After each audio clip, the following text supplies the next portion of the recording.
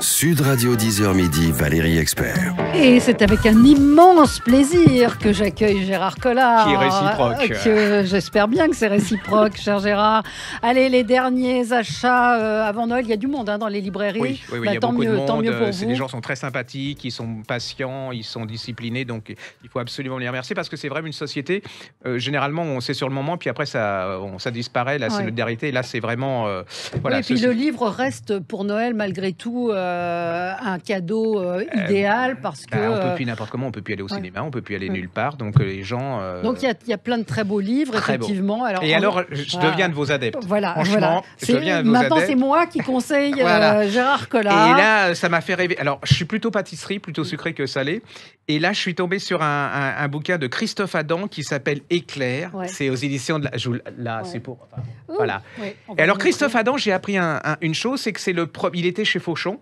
Et c'est le premier qui a fait des éclairs en couleur. C'est-à-dire qu'avant, l'éclair était marron. Et lui, alors, on va vous montrer il y a des extraordinaires. Ah oui.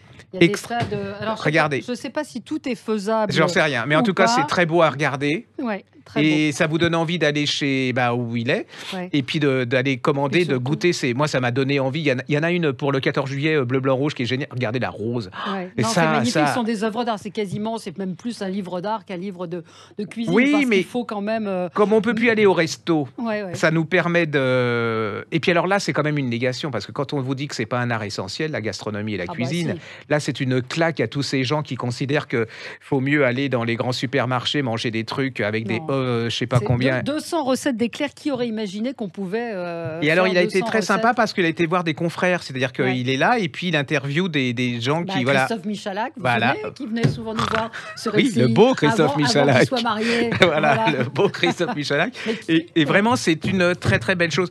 Et alors, il y a pas. Je trouve que la gastronomie puis le goût, ça s'apprend dès qu'on est tout petit. Absolument. Et les gens. Et là, il vient de sortir de Angèle Ferreux-Meg. Vous savez, Meg, c'est la famille de elle, c'est la petite fille.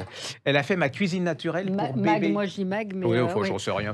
Ma cuisine naturelle pour bébé. Je sais plus chez qui c'est. Marabout. Et oui. Et alors, c'est génial parce qu'elle a repris des ingrédients qu'on peut trouver partout. Et puis, vous pouvez apprendre à vos.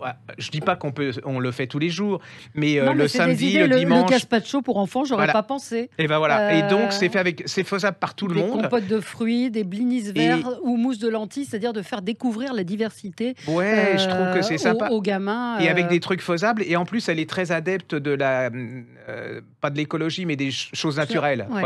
Des petits cakes verts, du curry de mini. C'est vrai que pour les parents, les grands-parents qui veulent offrir, ce qui est mon cas, à leurs enfants qui ont des petits-enfants, 90 recettes délicieuses, simples et naturelles pour réussir la diversification alimentaire de votre bébé. C'est chez Marabout. C'est comme la culture, ça s'apprend dès qu'on est tout petit. C'est comme la lecture, c'est comme les choses comme ça. Dès qu'on les apprend tout petit à savourer, à se dire que c'est bon et tout. Et puis il y a une manière, les épinards chez elle, c'est pas les épinards à la cantine, quoi. Vous voyez, ça donne envie, c'est très joli. Alors on peut reparler de celui de Jean-François Piège, qui est quand même. Je l'ai lu. Je l'ai lu. Et si vous pouvez pas l'avoir lu, mais je veux dire, je l'ai parcouru et ça m'a fait rêver. C'est un livre qui fera date. Vraiment, si vous avez dans votre famille ou si vous êtes fan de cuisine et de gastronomie, parce que c'est le grand livre de la cuisine française. Vous y trouvez. Il a passé un temps, je crois qu'il a mis 2 ans à faire ce livre. Ça m'étonne pas. Et il a fait toutes les recettes. Moi, je l'ai interviewé, il a fait toutes les recettes lui-même, il les a donc refaites. Ça va du plus simple au plus compliqué, c'est classé par ingrédients. Ça va de la vinaigrette, vous avez vraiment le b.a.-ba. Les œufs en meurette, aux pommes escoffiées, vous êtes un barat.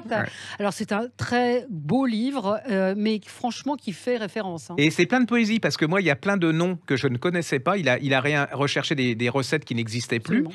Et moi, il y a des trucs que je ne connais pas du tout. Mais rien que le mot, ça m'a fait voyager. Je ne ferai jamais ça, parce que la cuisine est mon truc, à part le micro-ondes, c'est pas mon truc. Mais par contre, j'aime bien aller chez les gens qui font ce genre de cuisine. Donc, allez-y. Et alors, moi, je l'ai présenté dans une autre émission, et je l'ai plus. C'est-à-dire, non, je l'ai plus, on me l'a piqué. Enfin, voilà, les gens se battaient pour l'avoir. Ça s'appelle Recettes bourgeoises et populaires. Donc, ça dit bien ce que je viens de vous dire. C'est-à-dire que ça va vraiment, comme le disait Gérard, de la vinaigrette, des œufs sur le plat. Comment faire des œufs sur le plat, à des choses plus sophistiquées. Alors, vous évoquez des noms qu'on ne connaît pas forcément, c'est-à-dire les côtes d'agneau Champvallon. Il fait de saumon à l'oseille, des choses, des recettes classiques, mais avec toujours cette intelligence. Je pense que c'est quand même Jean-François Piège, le cuisinier le plus cultivé. Alors, c'est sans faire injure, je connais pas tous les cuisiniers, mais c'est peut-être le plus Savoie, passionné. c'est pas mal, oui, non, mais je parle pas en termes de passion. Il a une collection de livres de cuisine, et c'est vrai qu'il a fait un boulot incroyable. Et alors, n'ayez pas peur, parce que moi, je vois les clients à ma librairie, ils voient. Alors, c'est un gros livre. C'est un gros livre, mais n'ayez pas peur, parce que franchement, vous avez ça, c'est le livre qu'il faut voir dans sa cuisine en référence, et puis ça peut vous donner des idées. Il fait 3,7 kg. Ouais, ça peut vous donner des idées.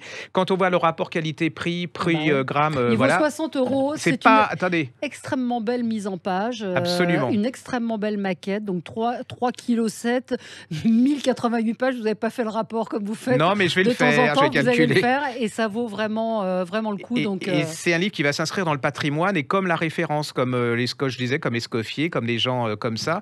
Et allez-y, voilà. Voilà, non, mais il ne faut pas avoir peur. C'est cuisine bourgeoise et populaire. C'est paru chez Hachette Pratique, et ça va devenir, vous l'avez dit, un ouvrage de référence. Voilà. Absolument. Juste pour les enfants, oui. Je pense pas que je l'avais présenté. Non. De Gaël Faye. Ouais. Alors Gaël Faye, c'est celui qui a fait Petit Pays. Absolument. Et il s'est mis avec Hippolyte. Alors je pense que Hippolyte est celui qui a fait les dessins. Oui. Il a fait L'ennui des après-midi sans fin. Alors, très bel album. Voilà. Et alors, il y a un truc, c'est une croisade. C'est aux éditions Les Arènes. C'est un truc que je porte en moi. Enfin, c'est un petit garçon qui raconte sa vie en Afrique. Et alors, c'est surtout un beau message, c'est que laissez les enfants s'ennuyer. Ouais. Arrêtez le mercredi quand c'est violon, sport, judo, les parents sont épuisés, le gosse, il en peut plus. Là, il est sur son tapis. Et il rêve avec ses petites voitures, avec ce qui l'entoure et tout. C'est un très, très, très joli livre. C'est un très joli livre. Ça s'appelle Les illustrations sont très belles. L'ennui des après-midi sans fin. C'est aux Arènes. Il y a même un CD de la chanson. C'est vraiment. Moi, j'ai adoré. Franchement. Ouais. Et c'est apprendre aux enfants qu'on peut ne pas avoir d'écran, qu'on peut juste se reposer. Et généralement, ce qu'on retrouve quand on est plus adulte, c'est ce qu'on a imaginé quand on était plus petit. Alors là, c'est un truc absolument superbe. J'ai découvert ça. Ça s'appelle Les aveux de John Wainwright. Ouais. C'est aux éditions Sonatine. Alors, si Simonon est de retour. Ouais. Alors, vous vous souvenez de Perdu de vue de Miller, où il y avait l'enquêteur qui essayait de faire avouer le suspect. Mais là, c'est le contraire. C'est-à-dire que le suspect, c'est un monsieur qui arrive et qui dit « Voilà, j'ai empoisonné ma femme il y a 1 an. » Et lui, l'inspecteur, il dit « Non, vous me prenez pour un cake. Vous n'avez pas une tête du tout à avoir tué votre femme. » Et c'est un truc hyper stressant, c'est-à-dire qu'il va vous décrire le couple au quotidien et pourquoi il ne hait pas sa femme, il la déteste, c'est différent. Il n'a rien à lui reprocher de gros, mais c'est toutes les petites choses pendant toutes les années. Et c'est comment la guérilla s'est inscrite dans son couple. C'est Simonon, c'est incroyable. Moi, heureusement que je ne suis pas marié. Je vais vous dire, moi, je serais une femme ou un homme, parce que ça peut se... Et c'est incroyable psychologiquement. Et vous avez ce cache-cache, vous voyez, la souris et le chat. Qui est très, et je ne vous dis pas s'il a vraiment tué sa femme ou s'il a... Voilà. Si vous avez aimé Garde à vue, vous allez Miller, tomber dans le panneau. Et alors, j'ai appris une chose, c'est que c'est cet homme-là qui avait écrit... Garde à vue. C'est-à-dire que c'est tiré d'un de ses romans. C'est-à-dire que là, c'est le duo de Garde à vue. Voilà, absolument. Et c'est le contraire, c'est magnifique. Alors, je ne veux pas vous dire que c'est fun parce que... mais une fois que vous êtes dedans, vous êtes embringué, vous lâchez plus. C'est un univers...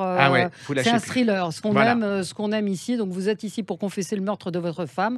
Oui, c'est cela, mais il va falloir me convaincre. Et voilà. Et va-t-il y arriver et tout? C'est vraiment le chat et la souris. Ça s'appelle Les aveux et l'auteur s'appelle John Wainwright. Donc, ça s'écrit W-A-I-N-W-R-I-G-H-T. Voilà. Immense écrivain anglo-saxon. Ouais, c'est paru chez Sonatine. On continue. Encore? Oui. Je voulais remettre en exergue, en valeur, un petit bouquin qu'on avait beaucoup aimé il y a très longtemps, qui s'appelle Les Pêcheurs d'étoiles, qui sont aux éditions du Passage Poste de Jean-Paul Delfino. C'est tout petit, c'est un tout petit bouquin. Et vous allez retrouver dans les années folles, avec Blaise Cendrars, et puis Éric Satie. Alors Éric Satie, c'est l'homme qui avait 2000 parapluies. Blaise Cendrars, c'est celui qui a fait croire qu'il avait voyagé partout. Et ils sont à la poursuite de Jean Cocteau, à qui ils ont reproché de lui piquer un argument d'opéra. Et là, vous allez voir, ils vont traverser tout Paris. Alors, je vous dis pas dans quel état ils vont finir par traverser. Mais alors, vous allez croiser Toulouse-Lautrec, Modigliani, Chaplin, Apollinaire.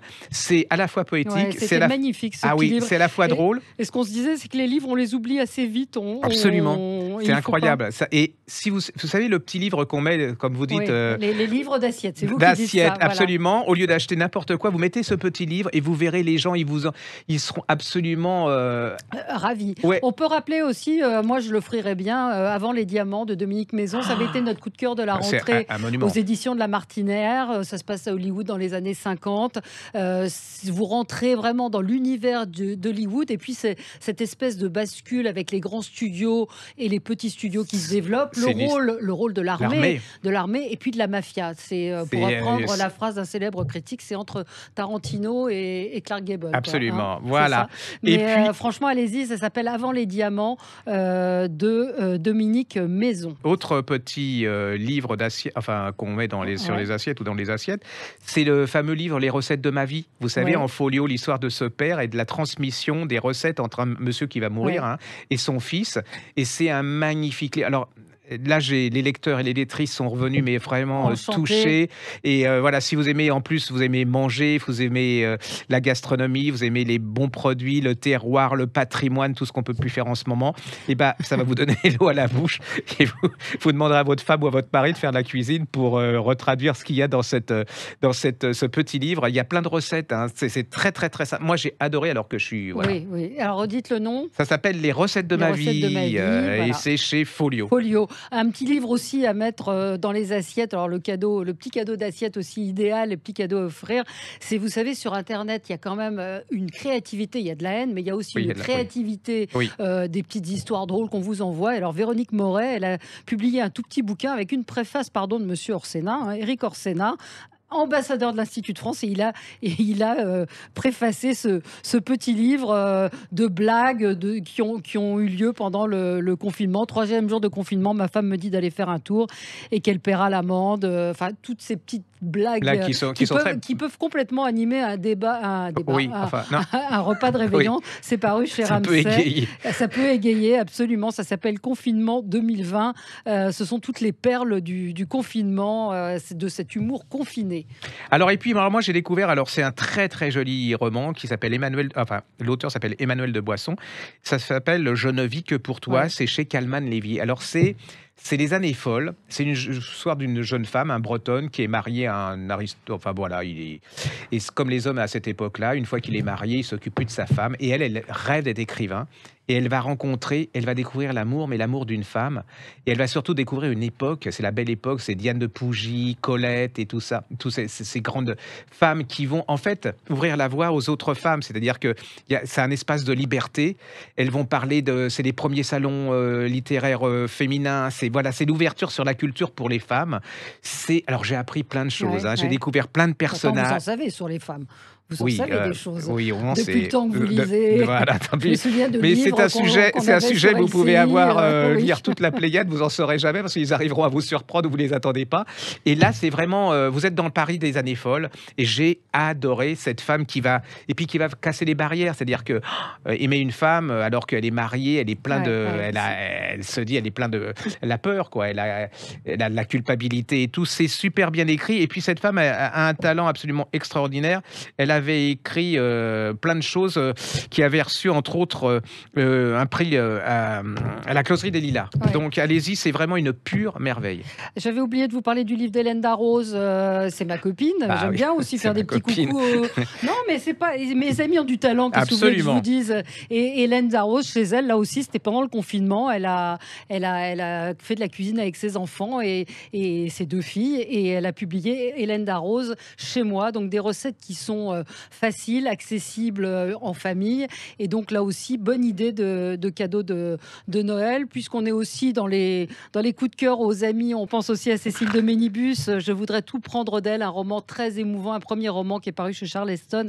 Cécile de Ménibus qui a rédigé, nous l'a expliqué, ce roman presque autobiographique, enfin oui, totalement autobiographique, sur la mort d'une sœur et les retrouvailles d'une mère et de sa fille autour de ce deuil, comment faire le deuil et puis parler des secrets de famille.